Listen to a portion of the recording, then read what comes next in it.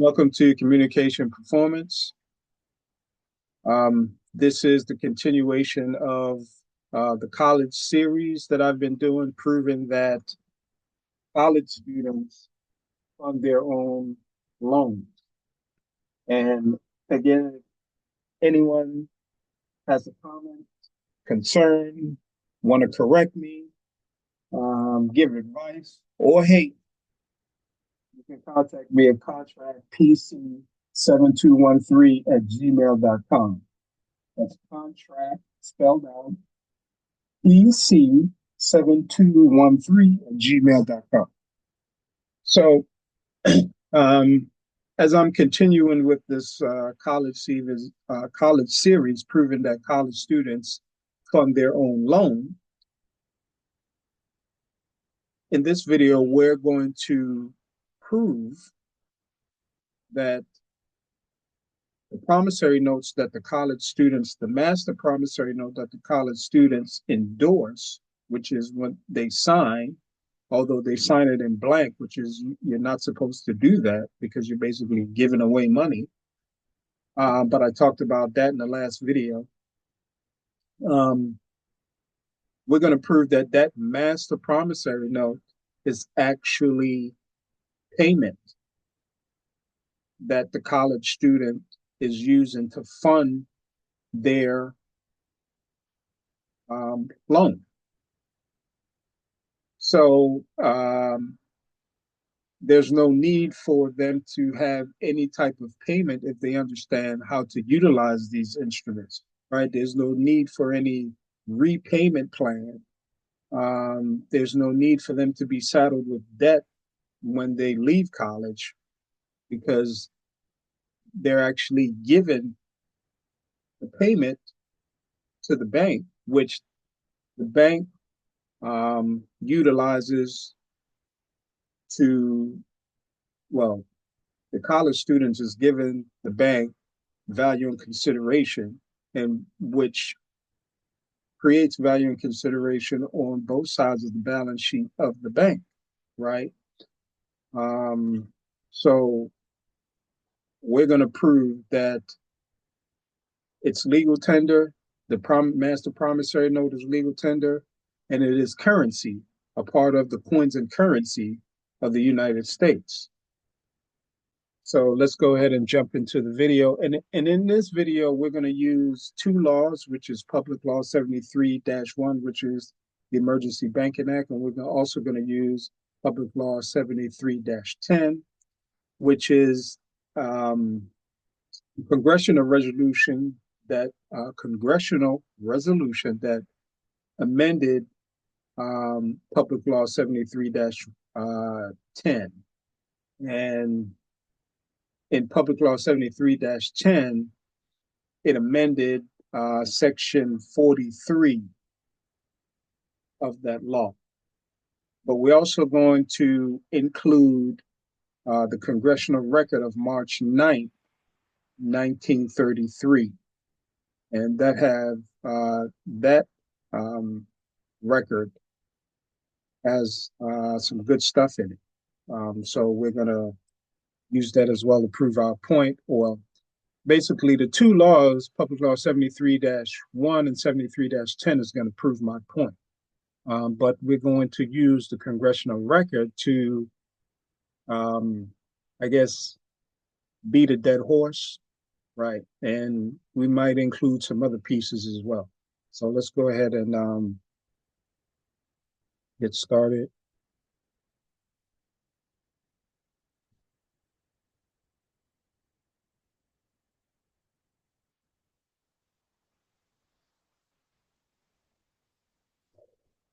So this particular law here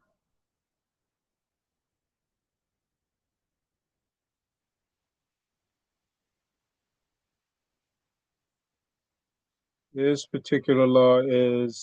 Public Law, make sure.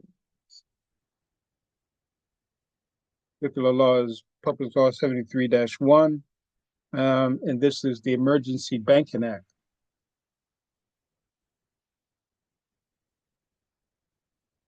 right? This is the National Emergency in Banking. So this is the Emergency Banking Act of 1933.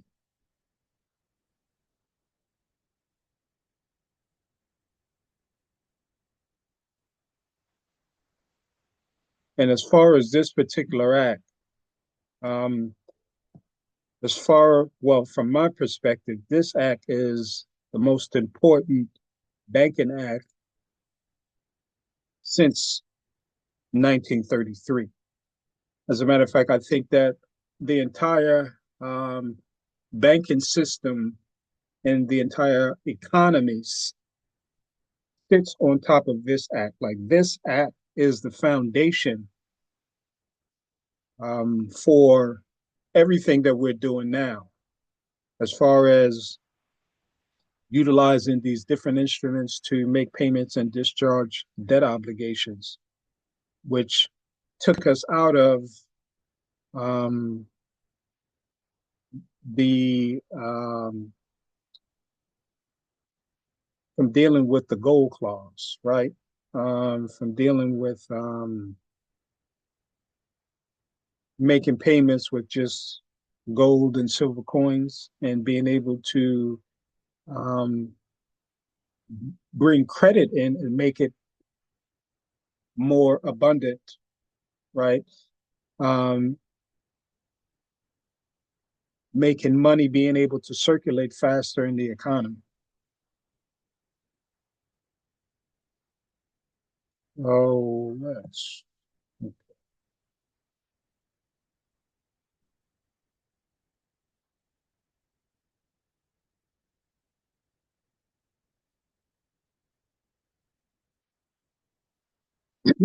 okay. So let's start with Title One. As far as the main point I want to convey from Title One is that the definition of what a banking institution is. So let's see if we can go ahead and find the definition of what a banking institution is. And I think that's very important for us to start with. So with Title One of the Emergency Banking Act of 1933, um,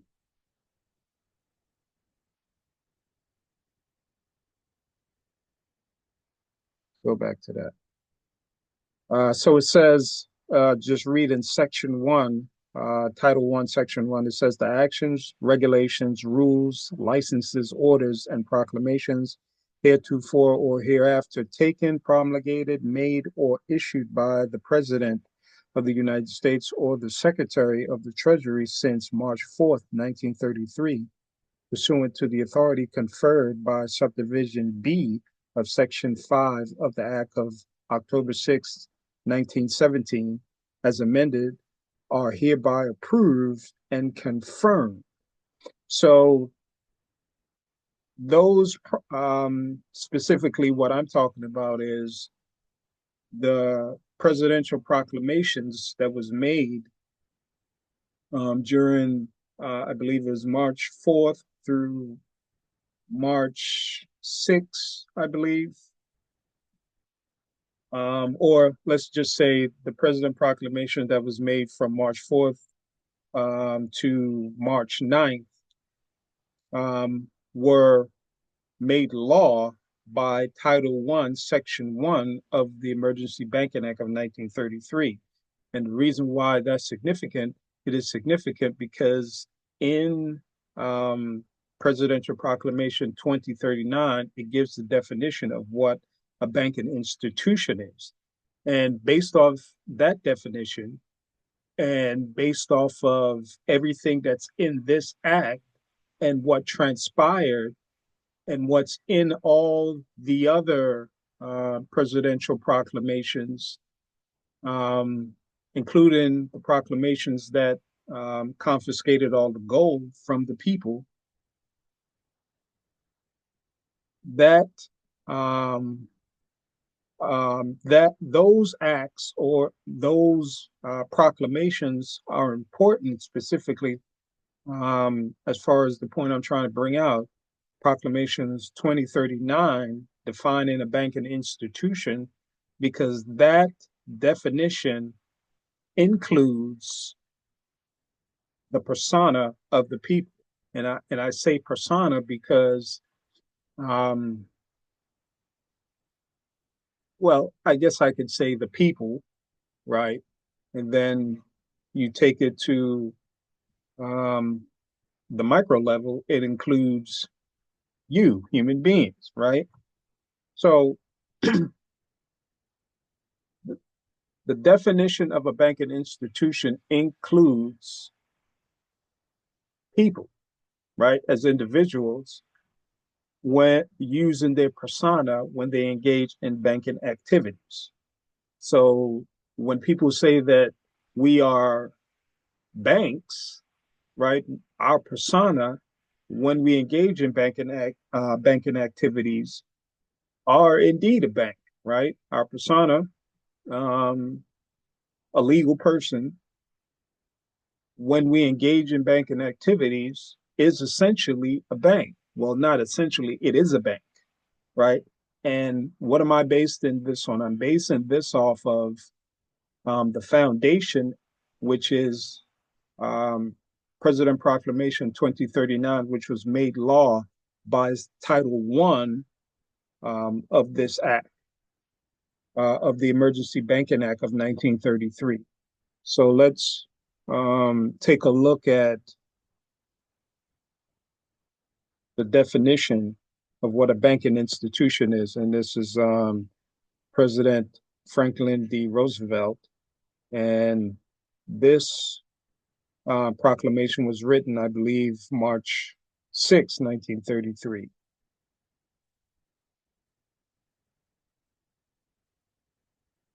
So let's take a look at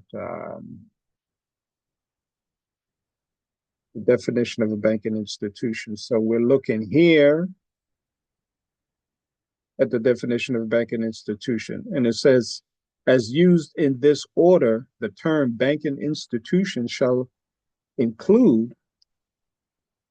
Let me make this a little bigger.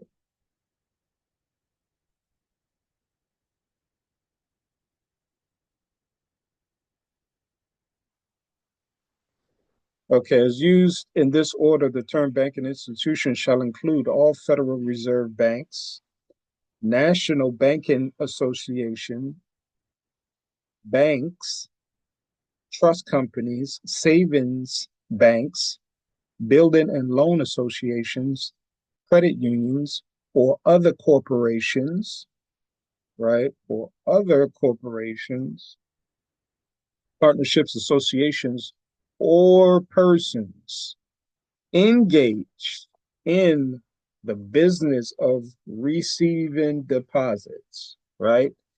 And remember what a deposit is. A deposit is basically a debt.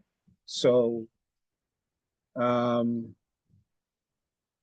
when you make a promise to pay, then you have created a deposit, right? So if you engage in any type of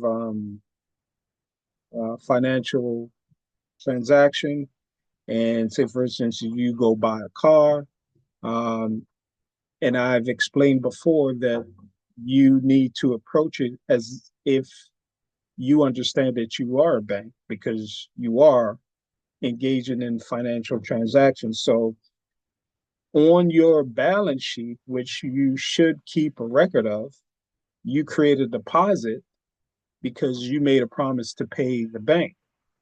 Um,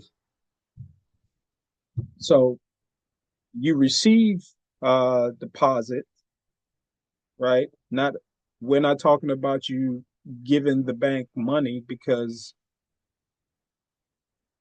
you banks are not deposit taking institutions, right? They purchase securities. The deposit is the debt that they owe you. So let's don't get confused by the terminology. So it says engage in the business of receiving deposits, making loans. You make loans, and so what is a loan? A loan is when the bank purchase your security, discounting business paper, or transact in any other form of business. So that would qualify us as a banking institution, right? Because we engage in banking, other forms of banking business, right?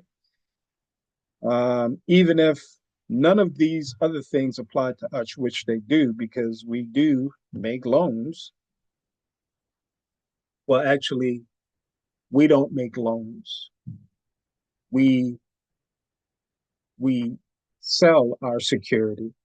The bank makes the loans because the definition of a loan, lending an extension of credit, is when the bank purchase the security. Because the bank is not giving you anything, you're giving them something on credit, which is the security that they're purchasing from you that they utilize to increase the asset side of their balance sheet. Right? So but we do engage in other forms of banking business, right? Which is we sell our security, right? We also uh, create deposits or receive deposits, right? Um, and I guess since we are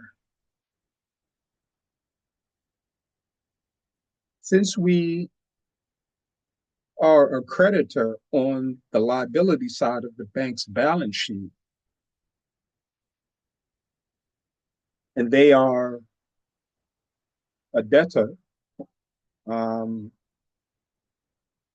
on our on the creditor on the asset side of our balance sheet, I guess we also receives deposit, right? Because we create the deposit, which is the debt we owe the bank, and then the bank creates a deposit which we receive, right? But in any event, if I'm misunderstanding this particular terminology of receiving deposit, I'm just using the general definition of the word receiving deposit, which is the bank paying the debt.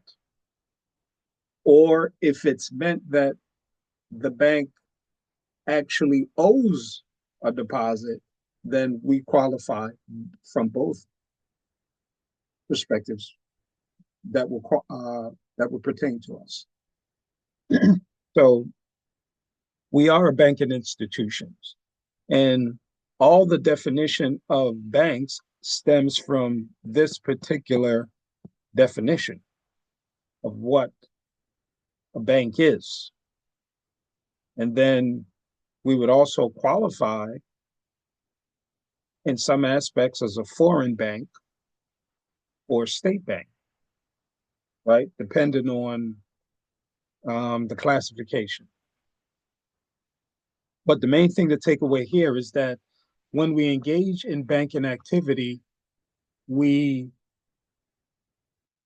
we are a banking institution. We are acting in the persona with our persona as a bank, right? Or rather, our bank is our persona is a bank, right? And we are the representative of that persona that's acting in the capacity of a bank. So we are a banking institution, which is a bank. So that was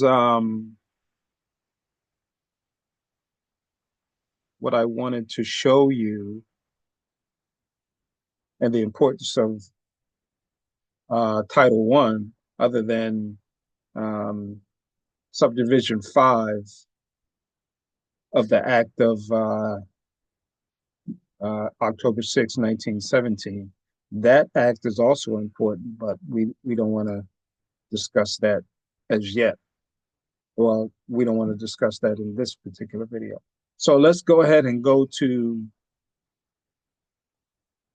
the reason why we're making this video, right? We're proving that the master promissory note that the college student gives the college and they turn it over to their bank or the Bank of the United States or whichever bank that they turn it over to, that master promissory note is currency. It is,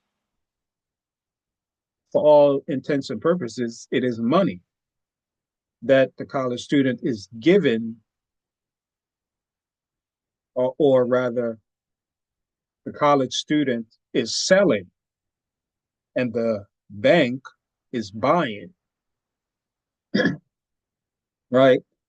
So if they're selling, then a debt is owed, and that debt is what funds the college student's loan. The debt that the bank owes the college student is what funds the college student's loan, right? And we're talking about the bank purchasing a security from the college student. The master promissory note is a security. So let's look at Title 4, Section 401.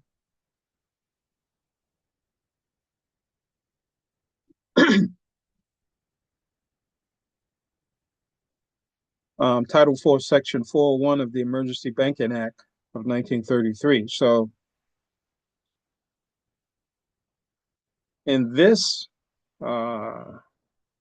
section, it gives us a lot of good information.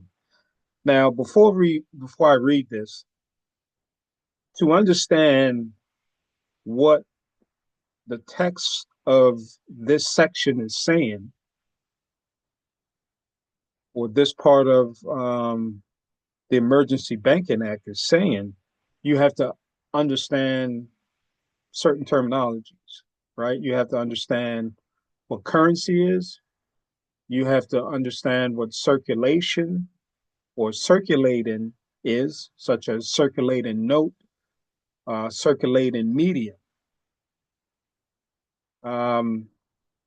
And if you understand those things, you're able to decipher the esoteric meaning of this section, right? Or decipher it enough where you have a good understanding of what they're talking about.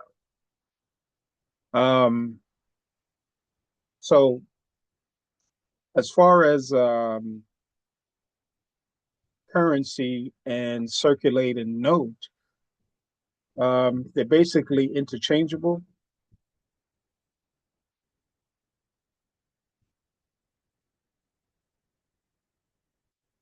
One second.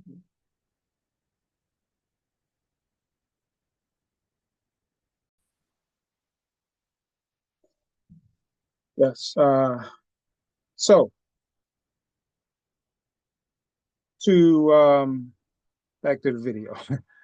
I had an interruption.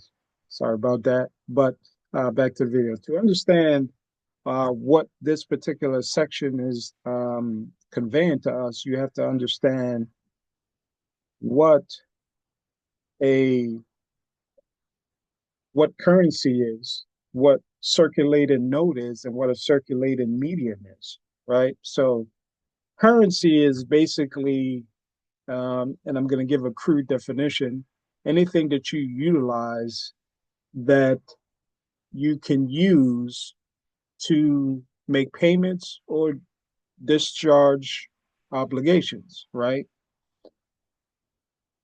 And a circulating note is currency, right? Those currency and circulating notes are interchangeable, but more specifically, a circulating note Well, a circulating note is created by an exchange, right? So once you exchange that note, then it's circulating, or it becomes a circulated note, and it's circulated based on the exchange, right? This person has a commodity, or they want to exchange, uh, or they have money, right? Or some form of money or some form of currency. And this person has a note. And so they make an exchange. And so that note becomes circulated by the exchange of that note, right? It becomes, because it is a circulating medium, that can put commodities in circulation. And money can also be a commodity because you can buy and sell money, right? Credit, as I've explained before, is money, because the undergirding foundation of everything that we've called money is backed by credit, because gold has no intrinsic value. It's We have intrinsic value. People have intrinsic value. And, dealing with your labor and your intellectual capacity, to be able to create and to be able to make things, your impetus, your force, right? To be able to generate energy, to be able to um, utilize your labor to make things or to get things done. So, based on of that, we have an autonomous right to create credit. Um, Not only based on that, but also based on the fact that we need to create credit to be able to exchange commodities, to get the things that we want so we can survive. So, um, as I said, circulating note or circulating is a circulating medium, because once you make that exchange, the exchange create uh, the classification of that note being a circulating note. So in this particular um, section, you're going to see that there's several exchanges happening here. And these exchanges are creating the circulating note. So let's go ahead and read it. And it says, section 4. Um, and it says the sixth paragraph of section 18 of the Federal Reserve Act is amended to read as follows: upon deposit with the Treasurer of the United States of any, and this word is important, right? The word any is important based on the context. Well, not only the word, but based on the context it's being used. So it says, upon the deposit with the Treasury of the United States. So the Treasury would purchase the note, and then they will owe a deposit of any direct obligation of the United States, of any notes, draft, bills of exchange, or bankers' acceptances acquired under the provisions of this act. So any provision of this act that um, the Treasury or um, any bank, well, let's deal with the Treasury first. Based on any provision of this act that the Treasury acquires, which means purchase, or in the context of this um, law, the text of this law, acquire means purchase. So in any um, acquisition of any note, draft, bills of exchange, or banker's acceptance, the Treasury creates a deposit, or a deposit is created based off of the Treasury's purchase of that security. And the note, draft, bills of exchange is a security, right? Although you may classify them also as negotiable instruments, or all of them can be classified as promissory notes or promises to pay, but they are securities.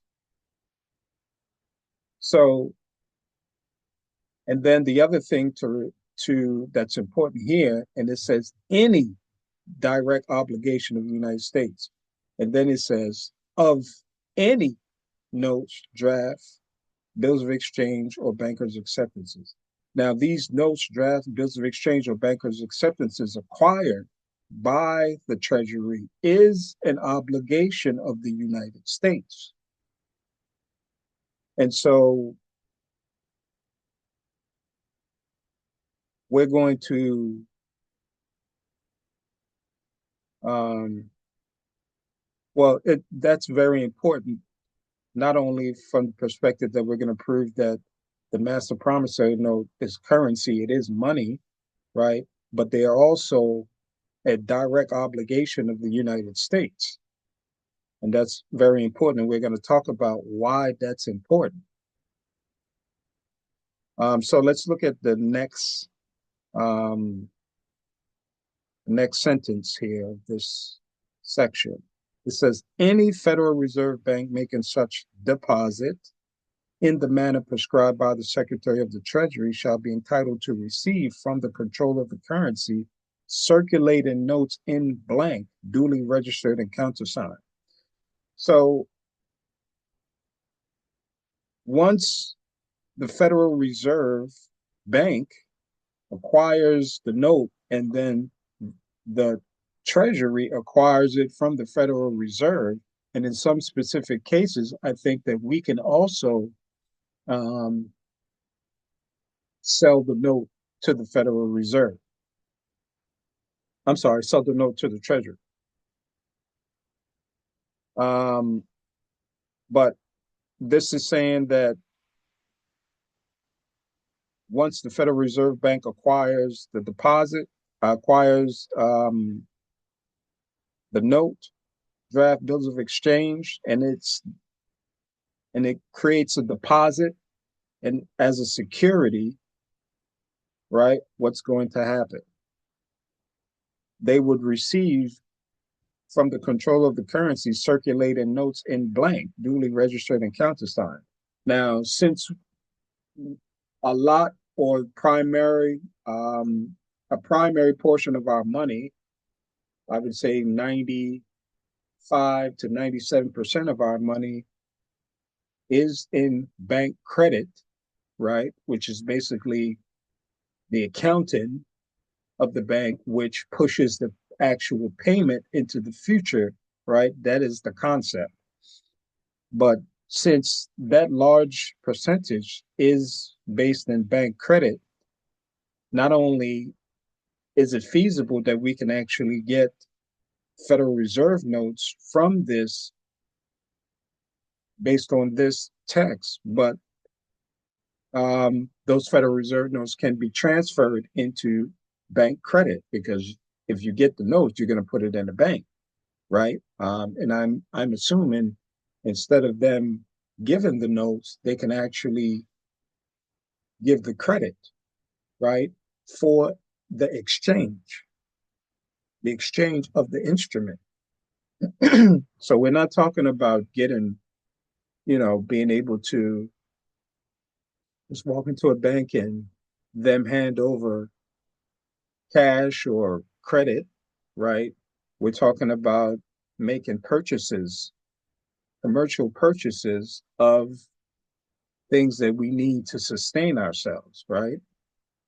Get the Master Promissory Note for paying for a college loan, um, the note for a house, a car, etc. Right? So it says when such circulated notes are issued against the security of obligations of the United States. So here it's saying that the security of obligations of the United States is the notes, draft, bills of exchange, or bankers' acceptances um, deposited as a security with the Treasury or the Federal Reserve Bank. When such circulated notes are issued against the security of obligations of the United States, the amount of such circulated notes shall be equal to the face value of the direct obligation of the United States, so deposited as security. So that particular line is talking about when the circulating note, well, first of all, when we make an exchange of our note, draft, bills of exchange, or bankers' acceptances for um, circulating notes. Well, actually,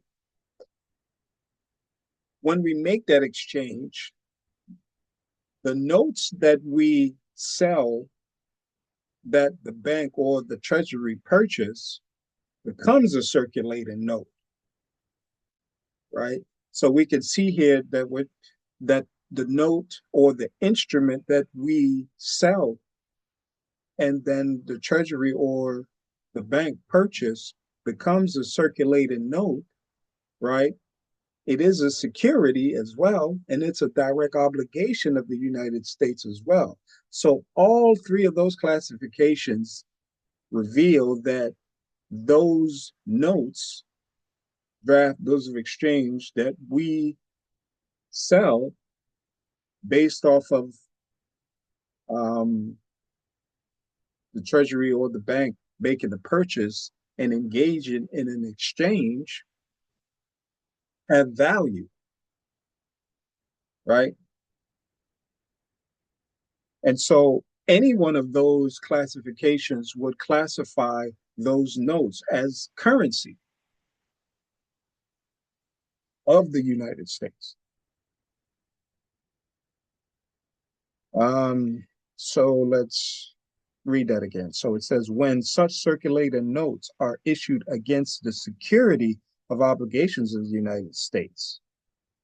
And we're going to take a look and see what a security of obligation of the United States is, right?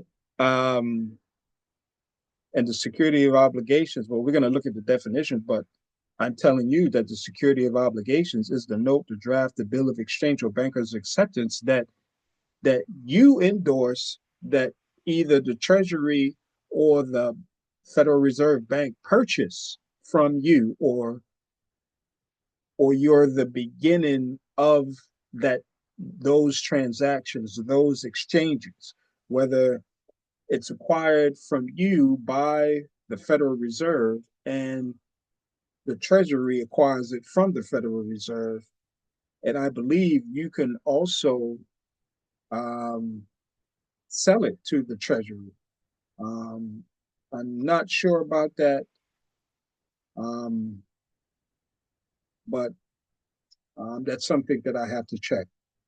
It may be that we can actually, I'm sorry, not the Treasury. Um, I believe that the Federal Reserve System actually has a process where we can actually sell our notes directly to them instead of actually going through a member bank, right?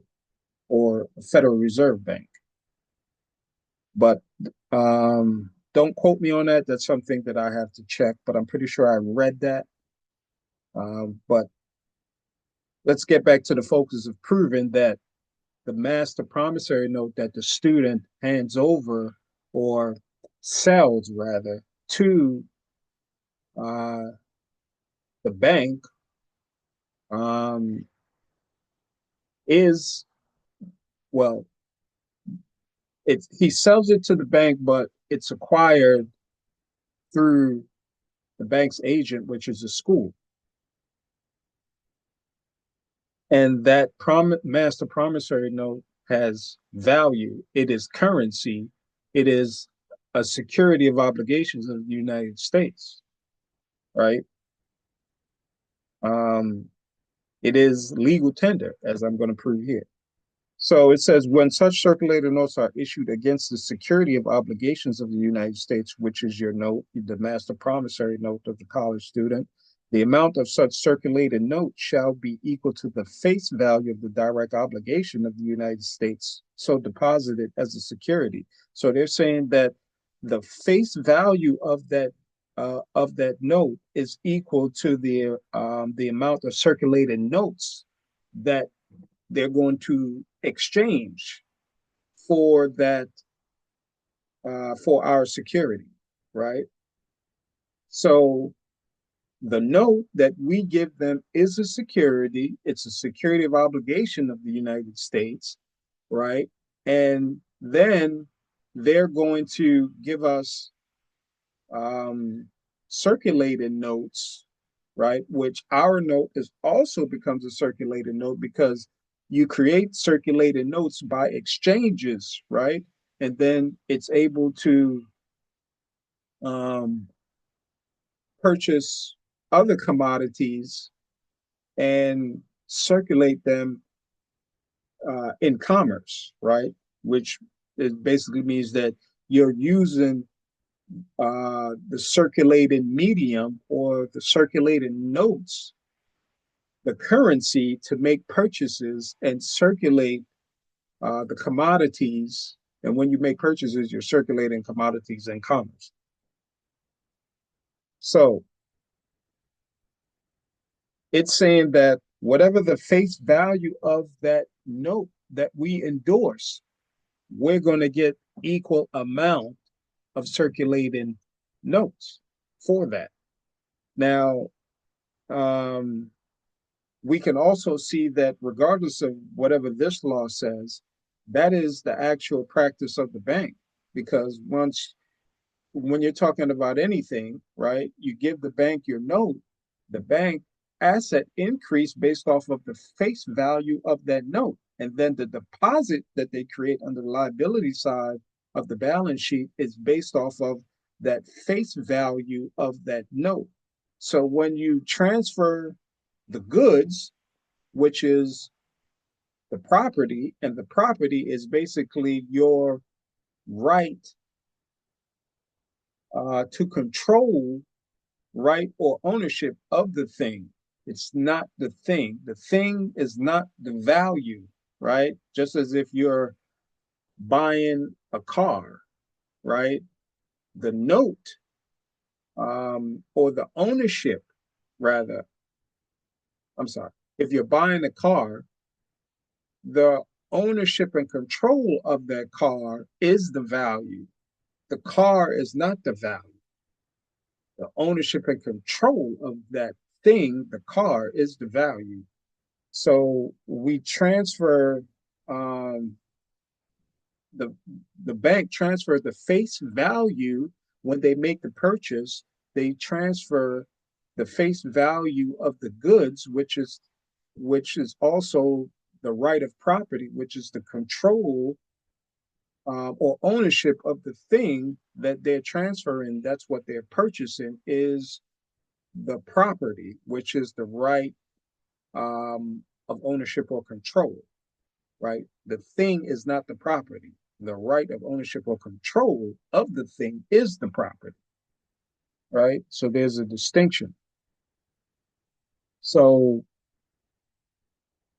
when they transfer the goods or the face value into their electronic spreadsheet, they have to, on the liability side, it is an equal amount that they owe you. So what I'm saying is, if your note says that you're the loan, which loans, extension of credit, lending, the definition of those terms is when the bank purchase your security or when the bank purchase a security, right? In the Federal Reserve document, the Federal Reserve systems, its functions and purposes. That was written in 1939. It says that when the bank purchased the investment, and the investment is the note, draft, bills of exchange, so forth. It's a those things are financial assets, right? So when they make the purchase, so let's say if you have a note for 100,000 that the loan is for, right, which is the bank is purchasing your uh, financial asset, purchasing your note, purchasing your security, right? So what they're going to have to give you, that deposit, which is the circulated notes that they owe for uh, purchasing that instrument, right? Or, well, let's just say the deposit that they owe is going to be equal to the face value of the loan. So if it's equal to the face value, if your note is equal to the face value of the loan, which is the bank's purchase of your note, when you make that exchange, which is the purchase, which creates both notes becomes circulating medium in Congress because of, in commerce because of the exchange, right? So you're getting equal value, or you should be getting equal value if we understand how valuable these securities are that the student is given to um, their institution, and an institution give it to their financial institution, which is their bank, right? And that would be, if we understand and we can execute a proper endorsement and understand the law behind uh, those instruments, then it would be a wonderful thing if parents would not have to pay out of their pocket for colleges for their child, and the student wouldn't come out of college saddled with debt. They would be more financially responsible, because then they're understanding the financial system. So, as I said, we've been definitely miseducated, and we've been miseducated on purpose. It's not by accident, right?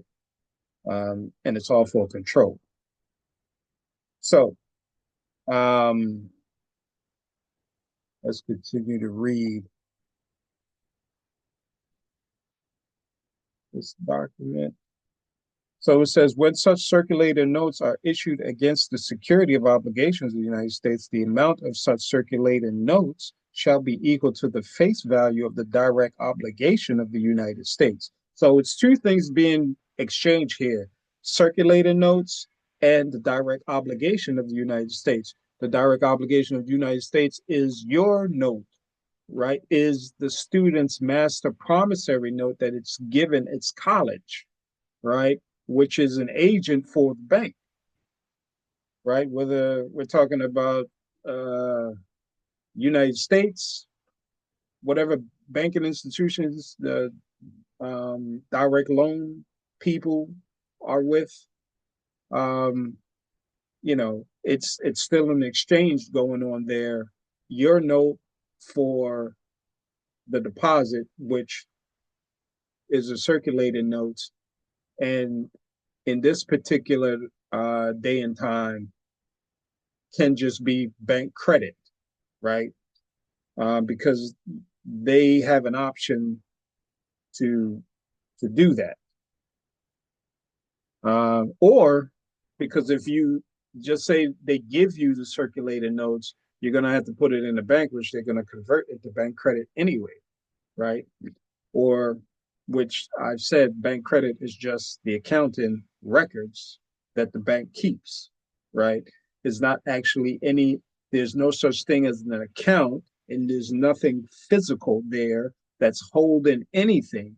It's just documentation on an electronic spreadsheet.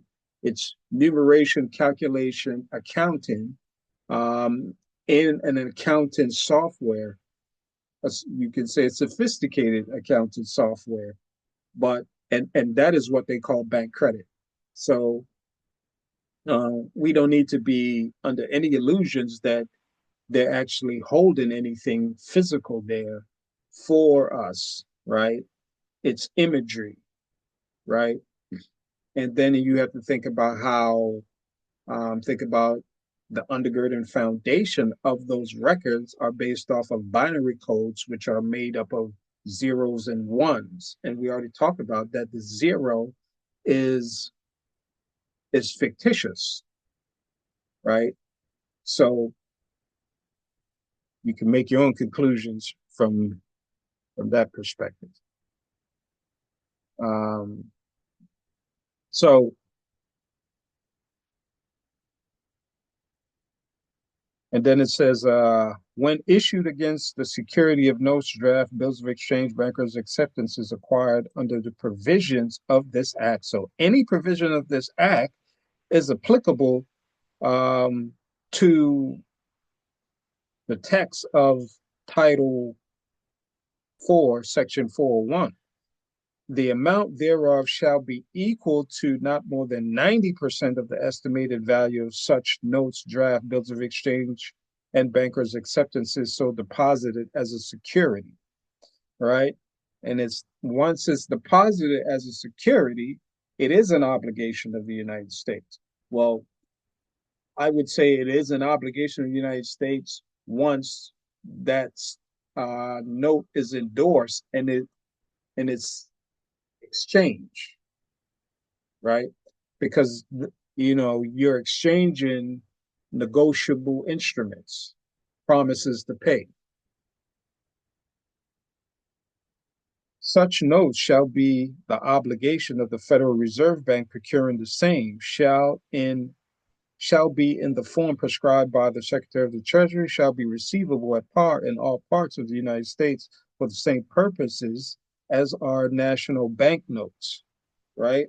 So it's saying that the circulating notes that's issued by the Treasury is equivalent to national banknotes. And so we know that national banknotes are currency. So if the circulating note is equal to um, is equal to or in the classification of a national banknote, which is currency, this also proves that once you make the exchange and your note, the master promissory note of the college student, also becomes currency of the United States, right? Once, and for sure, it's currency once it's deposited as a security.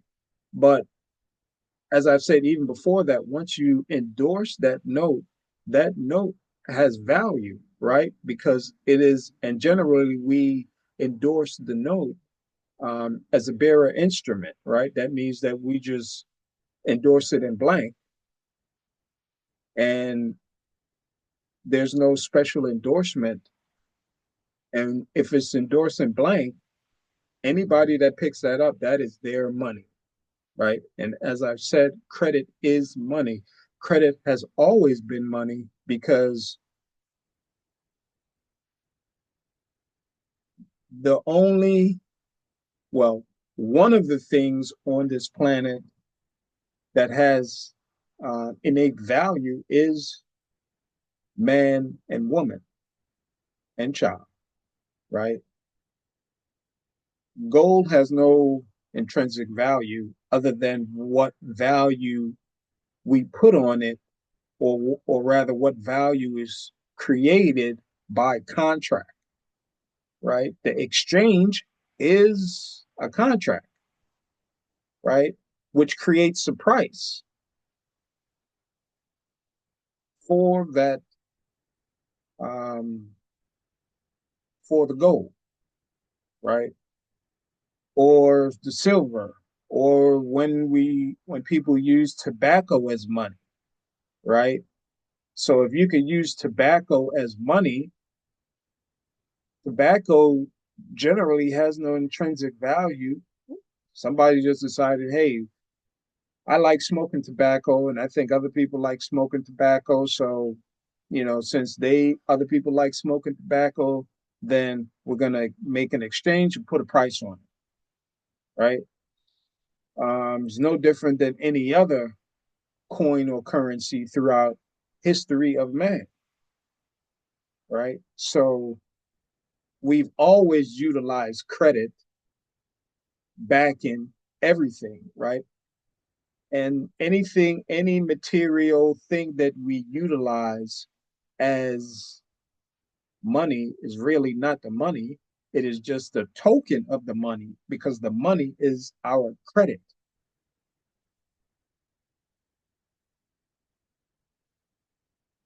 So let's go further. It says such notes shall be the obligations of the Federal Reserve procuring the same shall be in the form prescribed by the Secretary of the Treasury shall be receivable at par in all parts of the United States for the same purpose as our national banknotes. Now, what I'm reading there, well, let me finish. And shall be redeemable in lawful money of the United States on the presentation at the United States Treasury or at a bank of issue. So if it is a circulating note, right? Well, it's no longer redeemable, but I think that particular provision is no longer applicable. But let's go with the text, right? So if it is circulated note, it could be redeemed based on this text. So let me see here.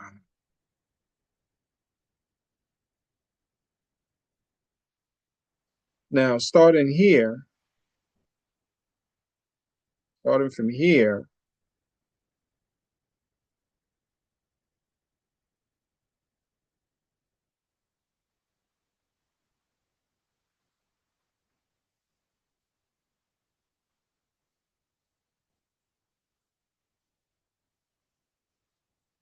starting from here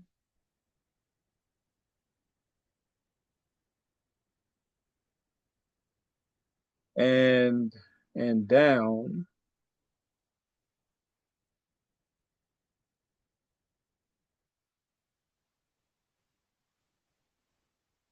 to here is what solidify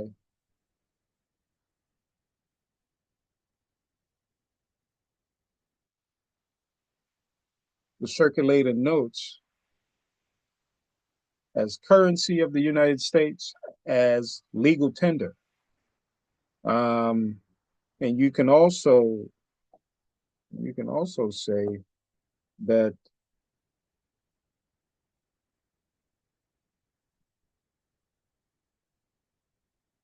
if you're getting equal value for the face amount of the circulated notes, then that also qualifies it as legal tender. So we can include this particular portion.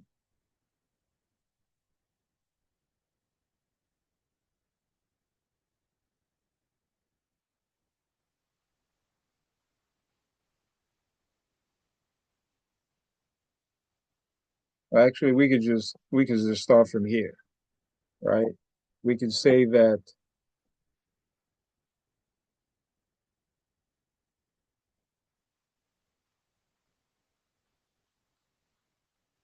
starting from here on down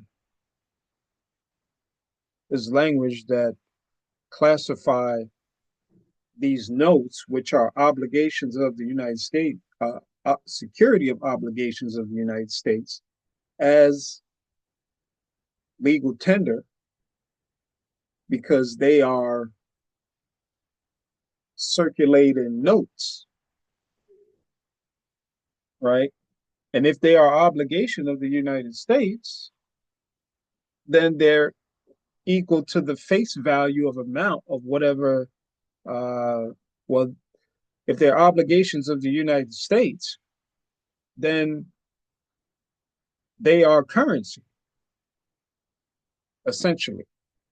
But the language clarifies it by saying that once an exchange, once they are exchanged, they become a circulating note. And if you understand what an exchange does with um, money or money substitutes, the exchange creates the circulation in commerce.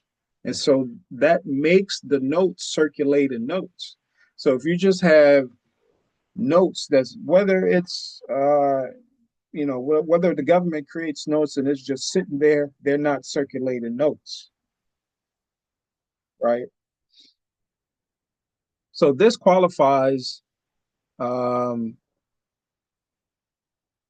the master promissory note of the college student as circulating notes, and the circulating notes are legal tender. And at best, or at least, you could say that they are obligations of the United States, right? So let's take a look before we look at Public Law 73-1. Let's take a look and see what an obligation is. So looking at Title 18, Section 8 of the United States Code, it says obligation or other security of the United States defined. Now, although this is not a commercial or banking code, it is a criminal code, right?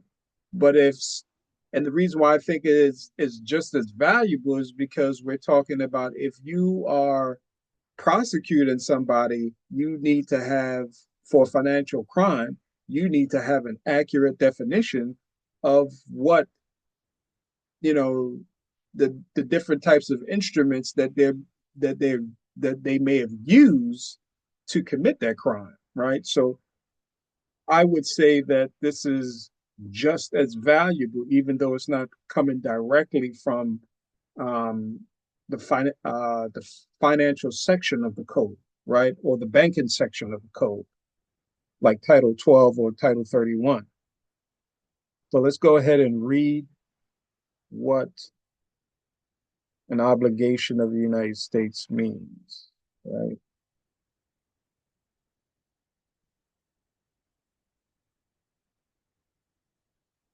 So it says the term obligation or other security of the United States includes all bonds, certificate of indebtedness, right? National bank currency, Federal Reserve notes, right, which are promissory notes made legal tender by law, Federal Reserve bank notes, which were the first notes issued by I believe, by the Federal Reserve in 1933 after we came out of, when the banks were reopened, I believe. Coupons, United States notes, Treasury notes, right? These are all promissory notes, gold certificates,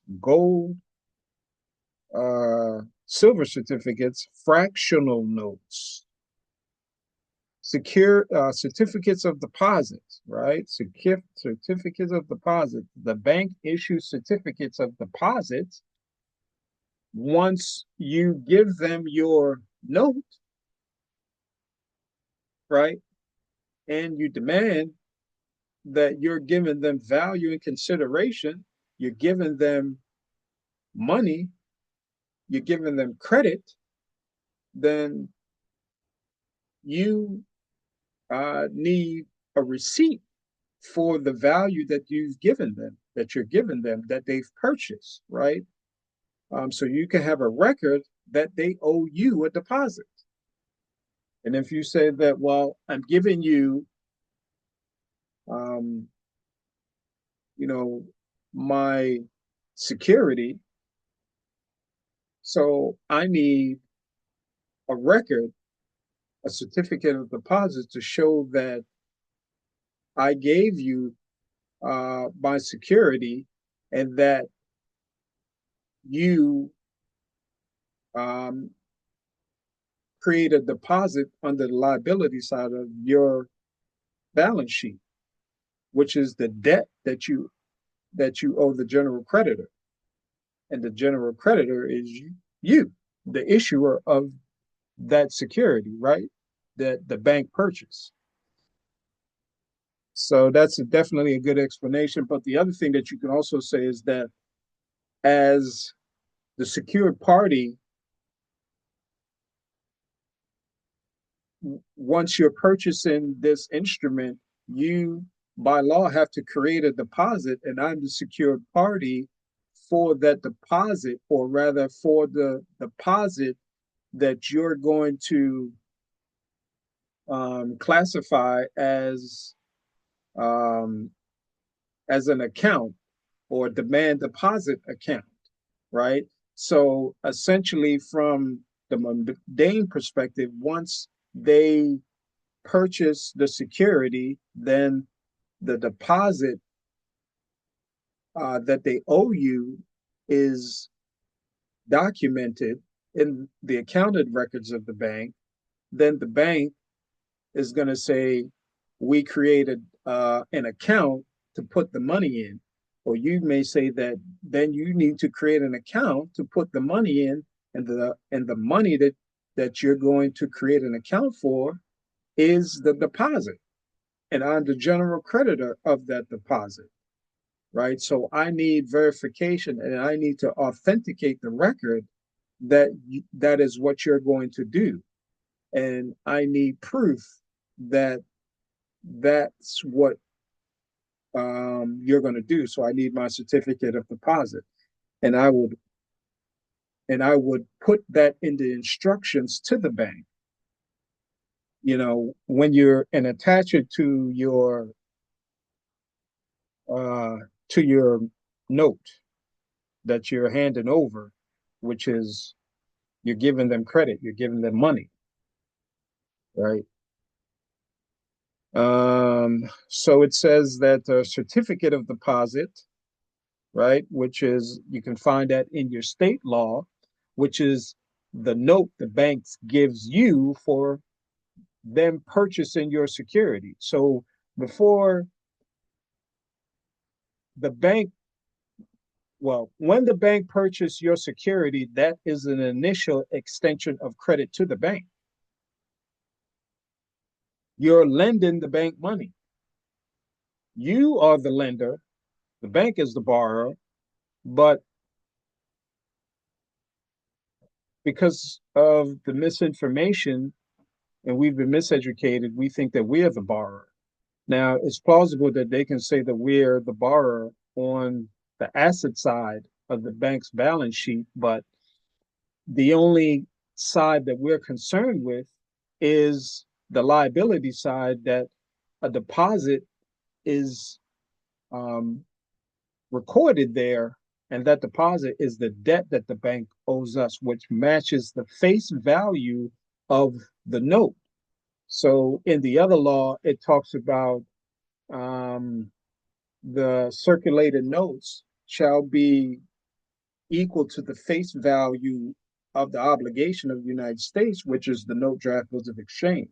So the face value of the note becomes the deposit under the liability side of the bank's balance sheet, which is the debt the bank owes the general creditor, which is you, because you are the issuer of that. As a college student, you're the issuer of that master promissory note that the bank purchased from you, the seller. And then if they give you a certificate of deposit, that is your evidence that the bank owes you money. right? Unless you do an accord and satisfaction, but even still, you still have to get some type of, um, well, I would still get some type of evidence, which is, and it may be different than a security of deposit, but I would definitely say I need a certificate of deposit to prove that I'm I'm authenticating the record, also to prove that I'm the secured party of the account, which will be created from the deposit. And the secured party, it is the right of the secured party to authenticate the record. And I believe I went over that in previous videos. But if you look up, do a Google search on record keeping for banks, you should get, let me see here, you should get,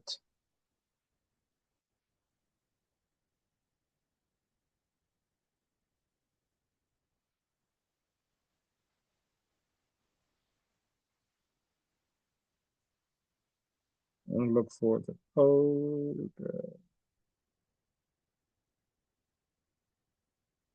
Okay, I can't seem to find it, but I think it's one of the United States code is 12 USC 12.3, I believe.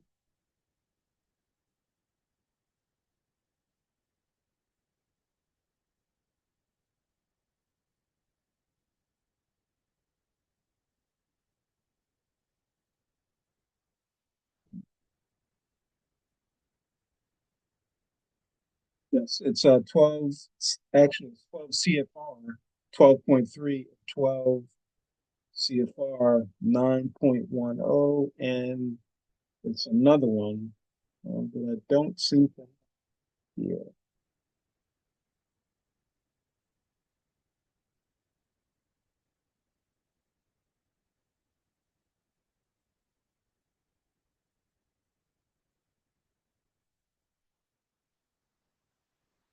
But you can also look um, in your state code, in the state of Maryland, you can look for 9-104, control of deposit account as secured party.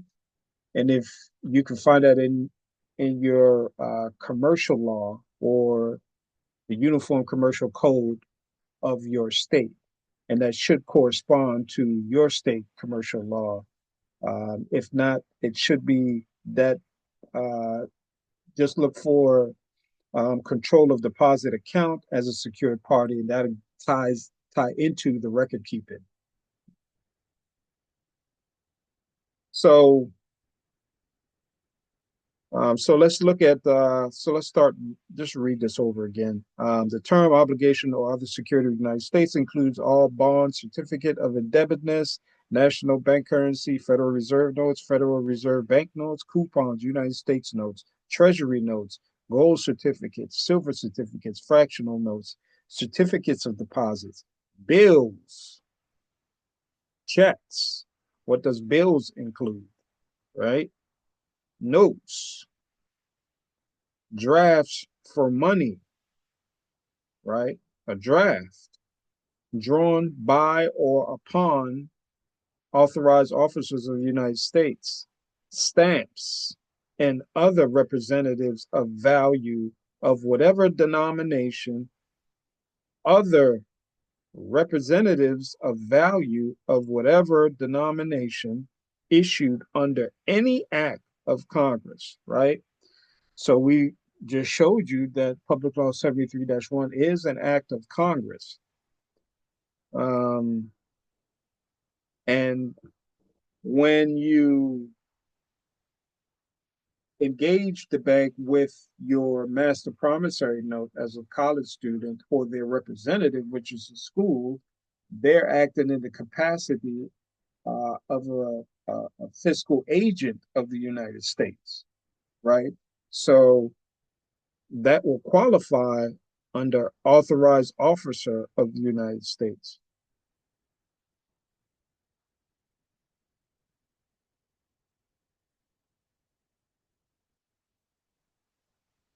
Now, we're going to tie 18 USC 8 and the obligation of the United States into the congressional record of March 9th, 1933. And from that record, it it's additional proof why not only why obligations of the United States um, can or the face value of an obligation of the United States can be exchanged for as a payment. We're going to also prove with the congressional record. One second. Got to answer a